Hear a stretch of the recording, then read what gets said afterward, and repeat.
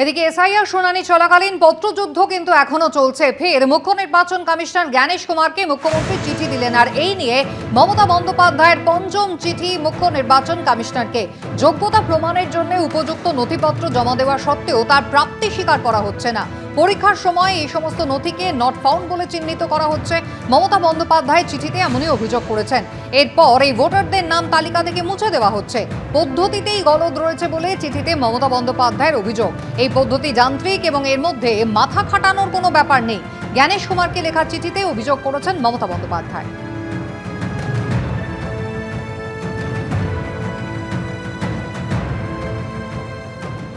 আগে একটা ভানু সিংহের পদাবলী ছিল, এবার ওরকম কোন সিংহীর পত্রাবলী হবে ভবিষ্যৎ, বই বেরোবে। মুখ্যমন্ত্রী জানেন চিঠির পরিণতি কি। সুস্থ স্বাভাবিক মানুষ যাদের আইন সম্পর্কে বিন্দুমাত্র ধ্যান ধারণা আছে, যারা রাজনীতিতে আছেন, রাজনীতির বাইরে আছেন, সামনে চিঠি এটা প্লেইং টু দ্য গ্যালারি ছাড়া কিছু নয়। তবে মানুষ অবুঝ নয়, মানুষ রাজনৈতিকভাবে অচেতন নয়, মূর্খ নয়। এই চিঠি দিয়ে কারোর মন ভেজানো যাবে না। যথার্থভাবে মাননীয় মুখ্যমন্ত্রী নির্বাচন কমিশনকে চিঠি দিয়েছেন এবং আমরাও তো মিট করেছি নির্বাচন কমিশনের সাথে। তো আমরা যেটা বলে এসেছি, দিল্লিতে গিয়েও বলে এসেছি, অভিষেক বন্দ্যোপাধ্যায় মাননীয় সাংসদ তার নেতৃত্বে আমরা গিয়েছি।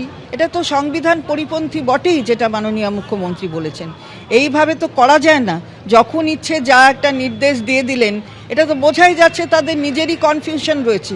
আসলে পর্দার আড়ালে যারা রয়েছে, যাদের অঙ্গুলি হেলনে এই কাজ তারা করছেন, যারা নির্বাচন কমিশনের নিরপেক্ষতা বজায় রাখতে পারছে না, তাদের নিজেরাই বুঝছেন যে কিভাবে তারা নিজেরাই কনফিউজড হয়ে আছেন। সুতরাং এসব করে নিরপেক্ষতা নষ্ট করছেন, অসাংবিধানিক কাজ হচ্ছে। ভোটের আগে ডিজিটাল ময়দানেও শুরু হয়ে গেছে লড়াই। সোমবার তৃণমূলের ডিজিটাল যোদ্ধাদের নিয়ে কনক্লেভ করলেন অভিষেক বন্দ্যোপাধ্যায়। বেঁধে দিলেন ভোটের সুর। সোশ্যাল মিডিয়ায় প্রচার যুদ্ধে সমানে সমানে টক্কর দিতে তৈরি বিজেপি, সিপিএমও। রাজ্যে এসআইআর ঘিরে রাজনৈতিক চাপানোতর চরমে। এরই মধ্যে শুরু হয়ে গেছে ভোটের ওয়ার্ম আপ। শুধু মাঠে ময়দানে নয়, এখন সোশ্যাল মিডিয়াতেও পুরো দস্তুর প্রচার যুদ্ধ চলে। বিরোধীদের টেক্কা দিতে গত বছর অক্টোবরে আমি বাংলার ডিজিটাল যোদ্ধা নামে ওয়েবসাইট লঞ্চ করেন অভিষেক বন্দ্যোপাধ্যায়। এবার ভোটের মুখে ডিজিটাল যোদ্ধাদের নিয়ে কনক্লেভ করলেন তিনি। টাইমলাইন বেঁধে ঠিক করে দিলেন ভোটের টাস্ক। দুদিন পর 15 তারিখ থেকে আগামী 5 দিন আপনারা কিভাবে সোশ্যাল মিডিয়ায় লড়বেন, 5 দিনের প্ল্যান যেন সবার কাছে থাকে। 100 দিন সময় থাকলে এরকম 20 বার প্ল্যান তৈরি করে আগামী 100 দিনের আমাদের টাইমলাইন আমাদের সবাইকে তৈরি করতে হবে, যে প্রত্যেক ঘন্টায় প্রত্যেক জায়গায় গিয়ে যেখানে আমাদের বিরুদ্ধে পোস্ট করা হচ্ছে, আমাদের ছোট করে দেখানো হচ্ছে, কোন পোস্টে বিজেপির নেতারা গিয়ে পোস্ট করছে, বিজেপির কর্মীরা গিয়ে পোস্ট করছে, টাকা ছড়াচ্ছে, অর্থবল বনাম জেদের লড়াই। অতি জেদ ভালো নয়। জেদে মানুষের, অন্যায় জেদে মানুষের মৃত্যুই হয়। কিসের যোদ্ধা আমি জানি না। হ্যাঁ, আমরা ডিজিটাল যোদ্ধায় বিশ্বাস করি না। আমরা বিশ্বাস করি ভারতীয় জনতা পার্টির কর্মীরা তারা প্রত্যেকে ফিজিক্যাল যোদ্ধা। নিশ্চয়ই ডিজিটাল প্ল্যাটফর্ম ইউজ করব। তো যোদ্ধা পদ্ধত বড় বড় ভাষণ বাতেলা। মিলন মেলার মঞ্চ থেকে ফের বিজেপিকে চ্যালেঞ্জ করেন অভিষেক বন্দ্যোপাধ্যায়। আজকে বলছি, এসআইআর হোক আর এফআইআর হোক, ইডি হোক বা সিবিআই হোক, জিতবে তো তৃণমূল। আর তোমাদের 50-এর নিচে নামাবো, 50-এর নিচে। বিজেপির অনেক অর্থবল আছে, কিছু চাইলে বিজেপি, আর সেটা অমিত শাহ নিজে বলেছে যে हम लोग जो चाहे वो करेंगे, सच को झूठ, झूठ को सच, चाहे अच्छा हो बुरा हो, कुछ भी दिखाएंगे। উনি যে বলছেন যে ভারতীয় জনতা পার্টির সোশ্যাল মিডিয়া পেজগুলোতে যেগুলো পোস্ট হয়, যে ভিডিও হয়, সেটি মিথ্যে। উনি যদি পারেন প্রমাণ করুন, কোর্টে যান। কারণ আমাদের তো আর ফটোশপে নাম বদলায় না, বা হঠাৎ হঠাৎ আইটিতে নাম বদলায় না। ডিজিটাল যুদ্ধে পিছিয়ে নেই বিজেপিও। রাজ্যে একের পর এক দুর্নীতির অভিযোগ। তৃণমূলের বিরুদ্ধে মানুষের অসন্তোষকে হাতিয়ার করে সোশ্যাল মিডিয়ায় তারাও ব্যাপকভাবে প্রচার চালাচ্ছে। এই তৃণমূলের যে এই হোয়াটসঅ্যাপ ফ্যাক্টরি, এই যে ফেক ন্যারেটিভের ফ্যাক্টরি, কোটি কোটি কালো টাকা দিয়ে তারা চালাচ্ছে, সেই পন্থা ভারতীয় জনতা পার্টির প্রয়োজনীয়তাই হয় না। তার কারণ ভারতীয় জনতা পার্টির সাধারণ কর্মীরাই সাইবার যোদ্ধা হয়ে 365 দিন বাস্তবটাকে তুলে ধরে। 26-এর ভোটের আগে কোমর বেঁধে নেমেছে আলিমুদ্দিনের আইটি সেলও। তবে ফেসবুকে লাইক শেয়ারের বন্যা বইলেও ভোটযন্ত্রে কি প্রভাব পড়বে? এই নাটকবাজির কায়দা, নানান চিত্রনাট্য তৈরি করে করে চলা, এটা অপোজিশন করতে পারে, তৃণমূল বিজেপিরা করতে পারে, কিন্তু আমরা সত্য কথাটা মানুষের কাছে ফ্যাক্টস অবজেক্টিভলি মানুষের কাছে পৌঁছক, এটা আমরা চাই। সোশ্যাল মিডিয়ার অ্যালগোরিদম কে চালায় হচ্ছে বিদেশি শক্তি।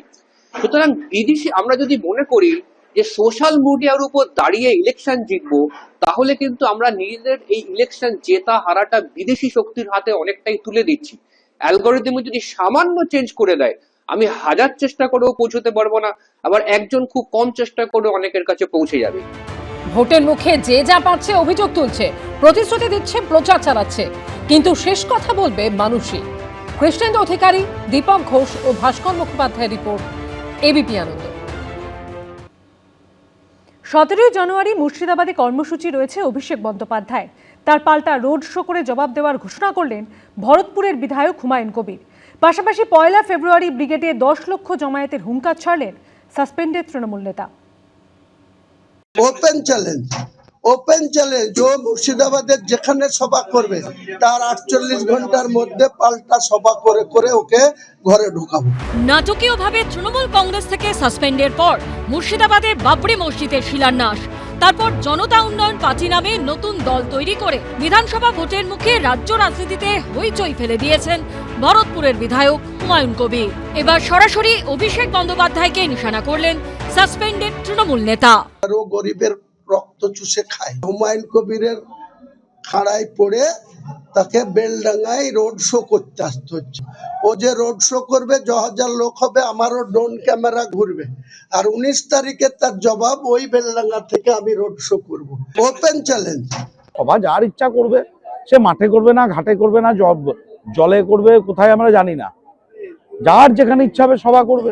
আমাদের মানুষের পাশে থেকে, এসআইআর এর ক্যাম্পে থেকে মানুষকে সহযোগিতা করাটা হচ্ছে আমাদের এই মুহূর্তে সবচেয়ে বড় কাজ। এবং 15 বছরের উন্নয়নকে সামনে রেখে মানুষের ঘরে ঘরে উন্নয়ন কি হয়েছে বোঝানোটা এই মুহূর্তে আমাদের কাজ।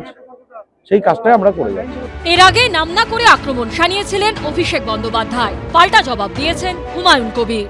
आप मंदिर बनाइए, मस्जिद बनाइए, गुरुद्वारा बनाइए, चर्च बनाइए, राजनीति छोड़ दीजिए। তো অভিষেক বন্দ্যোপাধ্যায়কে আমাকে নিদান দেওয়ার আগে ওনার পিসিকে বলুন যে 2026 সালের নির্বাচনে তিনি ভবানীপুর বা নন্দীগ্রাম কোথাও কন্টেস্ট করবেন না, এবং যে সাদের জগন্নাথ ধাম করেছে 100 বিঘি জায়গা, সরকারি জায়গায় 400 কোটি টাকা খরচ করে আপনার আমার সকলের ট্যাক্সের টাকায়, ওইখানে গিয়ে হরিনাম করতে বলুন মমতা ব্যানার্জিকে, ওনার পিসিকে নিদান দেন। তাহলে আমি জেওপির চেয়ারম্যান পদ অন্য কাউকে তুলে দিয়ে আমিও মক্কায় যাব, হজ করে এসে বাবরি মসজিদ গঠন করে ওখানে নামাজ পড়ব। নতুন দল ঘোষণা করেছেন 1 মাসও হয়নি, তার মধ্যেই বিধানসভা ভোটের মুখে 1 ফেব্রুয়ারি ব্রিগেড সমাবেশে ডাক দিয়েছেন হুমায়ুন কবির। আমার টার্গেট 10 লাখ। পুলিশের সঙ্গে যোগসাজশ করে যারা তোলে তারা আমাকে গো ব্যাক বলছে, বিজেপির বি টিম বলছে। আগামী নির্বাচনের ময়দানে যখন হুমায়ুন কবির 294টা আসনে না হলেও 182টা আসনে যেদিন প্রতিদিন প্রচারে যাবে, সেদিন এইসব কে বি টিম আর কে টিম আর কে সি টিম তার প্রমাণ মানুষের কাছে তুলে। এ নিয়ে কটাক্ষ ছুড়ে দিয়েছে সিপিএম।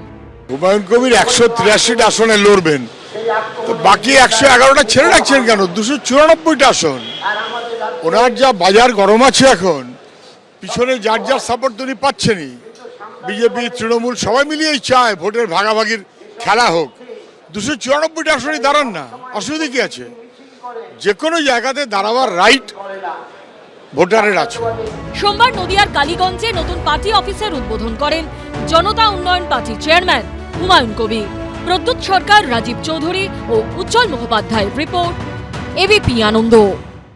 এবিপি আনন্দ, এগিয়ে থাকে, এগিয়ে রাখে।